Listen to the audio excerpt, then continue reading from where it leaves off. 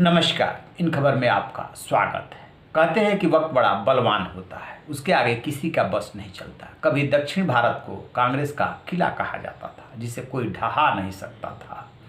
यूं तो 1952 में यदि बात करें, पहला जो चुनाव हुआ था उसमें 21 राज्यों में कांग्रेस की सरकार थी।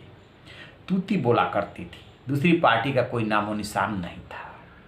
लेकिन 2021 आते आते कांग्रेस के पास दक्षिण में कोई राज्य नहीं बचा, और तो और नॉर्थ ईस्ट में भी उसके पास कोई राज्य नहीं बचा।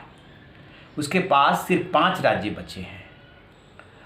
और जिस तरीके से पुडुचेरी में उसकी सरकार गिरी, जो दक्षिण भारत में एक छोटा सा राज्य संघ शासित था, वहाँ की उपराज्यपाल किरण बेदी थी और मुख्यमंत्री वी नारायण सामी। दोनों में टसल चल रही थी, खूब चली। जब 3 महीने कार्यकाल बचाते एक दिन अचानक खबर आई कि किरण बेदी को हटा दिया गया। तब माथा ठनका कि आखिरकार केंद्र सरकार ने ऐसा क्यों किया। लेकिन तब तक ऑपरेशन शुरू हो चुका था। किरण बेदी को नारायण सामी मुद्दा बना रहे थे। वहाँ पे चूंकि चुनाव भी है 5 राज्यों के साथ, इसलिए बीजेपी और केंद्र सरकार नहीं चाहती थी कि किरण बेदी वहाँ के चुनाव में मुद्दा बने कि लोकतांत्रिक सरकार को काम नहीं करने दिया उपराज्यपाल ने। उनको एक झटके में हटा करके, और इस आरोप से एक तरह से वो बरी हो गई। और एक बात और बता दें, जिस तरीके से हटाया गया तभी लग गया था कि बीजेपी ने कोई वहाँ पे खेल कर दिया। तो वहाँ पे तब तक ऑपरेशन शुरू हो चुका था, और जो विधायक थे एक के बाद एक टूटने लगे थे। ये एक ऐसा सिलसिला है जिसमें कोई पार्टी किसी पे आरोप नहीं लगा सकती, खासतौर से जिस पार्टी के विधायक टूट रहे हों। तो कांग्रेस के पास कोई मुद्दा ही नहीं बचा कि वो आरोप लगाए, क्योंकि 33 सदस्यीय विधानसभा में जो है 30 सदस्य जो है चुने जाते हैं और 3 नॉमिनेटेड होते हैं। तो तीनों नॉमिनेटेड बीजेपी के हैं।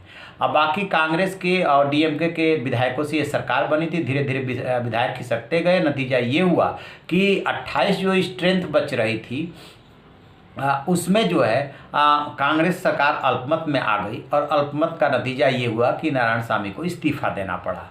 और इस्तीफा देते ही वहाँ पे उनकी सरकार चली गई। इसके बाद चर्चा होने लगी कि कांग्रेस की क्या दशा हो गई। आज के डेट में यदि बात करेंगे तो सिर्फ 5 राज्यों में कांग्रेस की सरकार है। 5 में से सिर्फ 3 राज्यों में कांग्रेस की सरकार है। वो है पंजाब, राजस्थान और छत्तीसगढ़। 2 राज्य महाराष्ट्र और झारखंड में गठबंधन की सरकार है, और कांग्रेस जो है तीसरे चौथे नंबर की पार्टी है।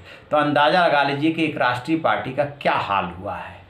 तो ये इसको कहते हैं वक्त। अब स्वाभाविक सी बात है कि सोनिया गांधी परेशान होंगी हैं, क्योंकि जो ग्रुप 23 है वो ऑलरेडी पहले से आरोप लगा रहा है कि कांग्रेस ने तो हार को अपनी नियति मान लिया है। हार पे हार, और अपने को बदलने को तैयार नहीं है। तो इसका नतीजा हुआ ये कि जो एक राज्य था वो भी हाथ से निकल गई थी। और पीछे चलेंगे तो आपको याद होगा कि जब पिछले साल कोरोना शुरू हुआ था, तब ऑपरेशन लोटस जो है मध्य प्रदेश में हुआ था, जब कमलनाथ सरकार ज्योतिरादित्य सिंधिया के जाने से गिर गई थी, और फिर से शिवराज चौहान जो है वहाँ मुख्यमंत्री बन गए थे। उसके पहले यदि आप याद करेंगे तो जून जुलाई 2019 में कर्नाटक दक्षिण का एक ऐसा राज्य था जहाँ पे इनकी और जेडीएस की सरकार चल रही थी, लेकिन वो सरकार भी गिर गई थी क्योंकि विधायकों ने इस्तीफा दे दिया था।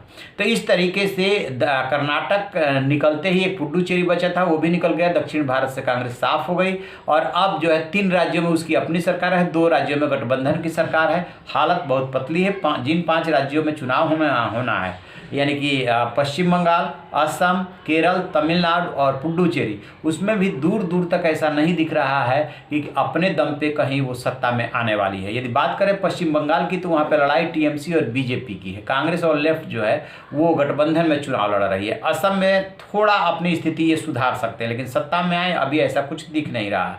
केरल में चूंकि यूडीएफ और एलडीएफ की सरकारें आती रही है, इसलिए एकमात्र ऐसा राज्य है केरल जहां से इनको कुछ उम्मीद है। बाकी तमिलनाडु और पुडुचेरी से ज़्यादा उम्मीद नहीं कर सकते हैं, और मेहनत करेंगे तो कुछ हासिल कर लेंगे। चलिए देखते हैं आगे क्या होता है कि इतनी बड़ी राष्ट्रीय पार्टी की ये दशा क्यों हुई, और आगे क्या होने वाला है।